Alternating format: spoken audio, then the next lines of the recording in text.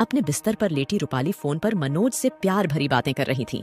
लेकिन मनोज ने जैसे ही रूपाली से अगले दिन होटल में मिलने की बात कही तो उसके दिल की धड़कनें तेज हो गई। उसे समझ नहीं आ रहा था कि वो उसकी बात का हाँ में जवाब दे या ना में। मनोज की बातों को सुनकर रूपाली ने अपने कांपते होठों से कहा, होटल? कौन सा होटल? Hotel blue diamond. कुछ गड़बड़ तो नहीं हो जाएगी मनोज? कैसी गड़बड़? I mean, किसी को पता तो नहीं लग जाएगा हमारे रिश्तों के बारे में? अगर डर लग रहा है रूपाली तो मिलना कैंसिल कर दें। रूपाली थोड़ी देर खामोश रही। उसने अपने बिस्तर के सामने रखे अपने पति सुरेश की तस्वीर की ओर देखा, फिर कुछ सोचा और मनोज से कहा, मनोज, जब प्यार किया तो डरना क्या? मैं आ रही हूँ तुमसे मिलने। अगले दिन रूपाली मनोज से मिलने होटल ब्लू डायमंड पहुंच गई। उसने लाल रंग की साड़ी पहन रखी थी, होठों पर उसी रंग की मैचिंग लिपस्टिक, कानों में बड़े बड़े टॉप्स और खुले बालों में वो किसी अप्सरा के जैसी लग रही थी। उसने होटल के रिसेप्शन पर जाकर कहा, रूम नंबर 311। होटल के रिसेप्शन पर खड़ी रिसेप्शनिस्ट ने उसकी ओर मुस्कुराकर देखा और कहा, 3rd फ्लोर, साइड से 4था कमरा। मेरी बुकिंग है आज की। जी मैम, ये रही आपके कमरे की चाबी। नीचे सैंडल पहने खटखट करती हुई रूपाली रूम नंबर 311 में पहुंची। दरवाजा खोला और कमरे में प्रवेश कर गई। अभी उसे कमरे में आए 5 मिनट भी नहीं हुए थे कि तभी दरवाजे पर दस्तक हुई। दस्तक की आवाज से रूपाली के दिल की धड़कन फिर से बढ़ गई। उसने अंदर से ही पूछा, कौन है? दूसरी तरफ से आवाज आई, रूम सर्विस। रूपाली ने जैसे ही दरवाजा खोला उसके चेहरे पर मुस्कान आ गई। मनोज तुम? नो रूपाली मैम, मैं तो रूम सर्विस वाला हूँ। ये कहते हुए वो कमरे के अंदर आ गया और रूपाली के पास घुटनों के बल पर बैठ गया और एक गुलाब का फूल उसे देते हुए कहा, मैम बताइए ये बंदा आपकी क्या खिदमत कर सकता है? रूपाली ने उसके हाथों से गुलाब लिया और कहा, बस ये बंदा मुझे ढेर सारा प्यार करे, खूब ढेर सारा। ये कहकर वो मनोज के गले लग गई। कुछ देर बाद वह सुध बुध भुलाकर एक दूसरे में खो गए। रूपाली शादीशुदा थी। सुरेश से 3 साल पहले ही उसकी शादी हुई थी, लेकिन सुरेश कारोबार में इतना उलझा रहता है कि उसे रूपाली की कोई फिक्र नहीं होती। 11 जनवरी को दोनों की शादी हुई थी। रूपाली बहुत अरमानों के साथ नए घर में आई थी। वहाँ पर उसके लिए सब कुछ था, लंबी गाड़ी, बड़ा घर, नौकर चाकर, लेकिन सिर्फ सुरेश का प्यार नहीं था। अरे रूपाली, मैंने कहा ना, अभी बहुत काम है यार। माल की सप्लाई बाकी है, कुछ नए ऑर्डर भी मिले हैं, उनके लिए रॉ मटेरियल का अरेंजमेंट भी करना है। सुनो ना, 2 महीने रुक जाओ ना, फिर हम चलेंगे हनीमून पर। कोई नहीं, वो आपने ही कहा था इसलिए मैंने याद दिलाया। वैसे भी काम तो काम है, वो तो करना ही है। लेकिन शादी के 3 साल हो गए। सुरेश के वो 2 महीने आए ही नहीं जब उसने वादा किया था कि वो हनीमून पर जाएंगे। रूपाली ने भी उससे कहना छोड़ दिया। उसे समझ आ गया था कि सुरेश सिर्फ अपने कारोबार से प्यार करता है। रात के 12 बज गए। हर दिन यह इतनी देर से आते हैं। अरे, काम कौन नहीं करता, लेकिन काम के चक्कर में अपने घर को, अपनी बीवी को भूल जाना सही तो नहीं है। मुझे तो लगता है ये घर सिर्फ सोने के लिए आते हैं। इनका बस चले तो ये ऑफिस में ही सो जाएं। पिछले 2 सालों से सुरेश शादी की सालगिरह पर रूपाली को बाहर ले जाने की बात कह रहा था, लेकिन वो भी उसे याद नहीं रहता। शादी की 3री सालगिरह की बात है। अरे रूपाली, मैं प्रॉमिस कर रहा हूँ, आज मैं बिल्कुल भी नहीं भूलूंगा। आज हम दोनों न सिर्फ बाहर खाएंगे बल्कि लॉन्ग ड्राइव पर भी चलेंगे। और अगर मैं भूल भी गया तो मुझे शाम को 7 बजे कॉल करके याद दिला देना। ठीक है, चलो अब मुझे जाने दो, एंड हैप्पी एनिवर्सरी। ये कहकर सुरेश फैक्ट्री के लिए निकल गया। रात के 8 बज गए। सुरेश घर नहीं आया। रूपाली ने उसे कॉल किया। क्या हुआ सुरेश, आप अभी तक निकले नहीं? 8 बज गए हैं। रूपाली, माय डियर वाइफ, मैं भूला नहीं हूँ। थोड़ी देर और यार, मैं निकलता हूँ। एक काम करो, तुम ड्राइवर को बोलो तुम्हें होटल सनसाइन में छोड़ दें, मैं तुम्हें वहीं मिलता हूँ। रूपाली होटल सनसाइन में पहुंच गई। वहां पहुंचकर उसे 10 बज गए, लेकिन सुरेश नहीं आया।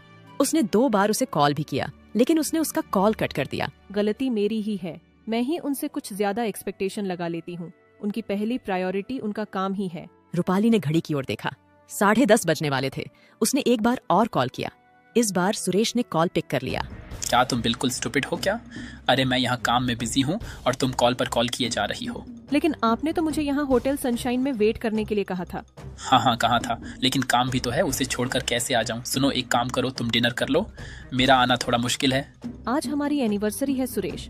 हाँ तो क्या हुआ, तुम अकेले एंजॉय कर लो ना स्वीट हार्ट। चलो अब मैं फोन रखता हूँ, मुझे बहुत काम है। सुरेश की बातें रूपाली के कानों में गूंजने लगी। अकेले एंजॉय कर लो ना? उसकी आंखों में आंसू आ गए। वो अपने टेबल से गुस्से में उठी और होटल से घर वापस जाने के लिए निकलने ही वाली थी कि एक बहुत ही हैंडसम लड़का उसके पास आया और बोला, excuse me ma'am, my name is Manoj. आप किसी का वेट कर रही हैं क्या? आपको उससे क्या मतलब? देखिए, मुझे गलत मत समझिए। मैं बहुत देर से आपको देख रहा हूं कि आप परेशान हैं। किसी को बार बार कॉल भी कर रही है। कोई आने वाला है क्या? मनोज की बातों को सुनकर रूपाली फूट पड़ी। उसकी आंखों से आंसू सारे बांध तोड़कर बहने लगे। क्या हुआ मैम? आप रोने क्यों लगी? कोई प्रॉब्लम है तो आप मुझे बताइए ना। पता नहीं उस घड़ी ऐसा क्या हुआ। रूपाली का अकेलेपन का दुख उससे संभाला नहीं गया। उसने सारी बातें मनोज से कह दी। जानती हैं, किसी भी रिलेशनशिप को बांध कर जो रखता है वो है प्यार। इंसान कितना भी परेशान हो, अगर प्यार से कोई गले लगा लेता है ना, तो बड़ी से बड़ी परेशानी भी बर्फ की तरह पिघल जाती है। अफसोस कि आपके पास सब कुछ रहते हुए भी प्यार से गले लगाने वाला वो शख्स नहीं है जिसके गले लगकर आप सब कुछ भूल जाएं। मनोज की ये पहली मुलाकात थी। उस पहली मुलाकात में मनोज का जादू रूपाली पर चढ़ गया था। मनोज एक सिंगर था। उसकी एक एक बात रूपाली को बहुत पसंद आती थी। वो जिस तरह रूपाली का ध्यान रखता, उसकी केयर करता, ये बात रूपाली को बहुत अच्छी लगती। मनोज को भी रूपाली बहुत पसंद थी। हालांकि दोनों ने कभी एक दूसरे को खुलकर नहीं कहा, लेकिन आखिर कब तक वो इससे दूर रहते? एक दिन मनोज ने ही रूपाली को प्रपोज कर दिया। मनोज, तुम जानते हो ना, मैं शादीशुदा हूँ, फिर भी मुझे प्रपोज कर रहे हो। क्या मैं एक शादीशुदा से प्यार नहीं कर सकता? क्या ये किसी किताब में लिखा है? किताब में तो नहीं लिखा, लेकिन समाज में से गलत समझा जाता है। किस समाज की आप बात कर रही हो रूपाली? प्यार करने से कोई समाज किसी को नहीं रोक सकता। अरे, प्यार ही तो वो शक्ति है जिससे आपका समाज चलता है। अगर उसे ही निकाल देंगे तो फिर क्या बचेगा? मनोज की बातें रूपाली को समझ तो नहीं आई, लेकिन मनोज के बिना वो नहीं रह सकती थी। दोनों छिप छिप कर मिलने लगे। उन्होंने सारी सीमाएं भी कई बार लांघ दी। उसे नहीं पता था कि मनोज उसका यूज कर रहा है। उसने रूपाली से लाखों रुपए ऐंठ लिए थे और वो उससे अय्याशी करता था। सोने के अंडे देने वाली मुर्गी हाथ लगी है मेरे। अपनी लाइफ तो बिल्कुल सेट है। हालांकि कभी कभी रूपाली को भी लगता था कि मनोज उससे बार बार पैसे क्यों मांगता है। उसे ये भी लगता था कि वो अपने पति को धोखा दे रही है, लेकिन उस रिश्ते में उसे अब घुटन सी होने लगी थी। इसीलिए मनोज का साथ उसे अच्छा लगता है। लेकिन आखिर मनोज और रूपाली का रिश्ता कब तक छिपता? आखिरकार सुरेश को अपने लोगों द्वारा मनोज के बारे में पता लग गया। उसे ये भी पता लगा कि मनोज बहुत ही बदमाश किस्म का लड़का है। उसने शहर की ओर भी कुछ औरतों से ऐसे नाजायज संबंध बना रखे हैं। वो उनका पहले तो फायदा उठाता है और बाद में उन्हें ब्लैकमेल करता है। सुरेश मनोज की असलियत रूपाली को बताने वाला था। तभी एक दिन मनोज ने 10 लाख रुपए रूपाली से मांगे।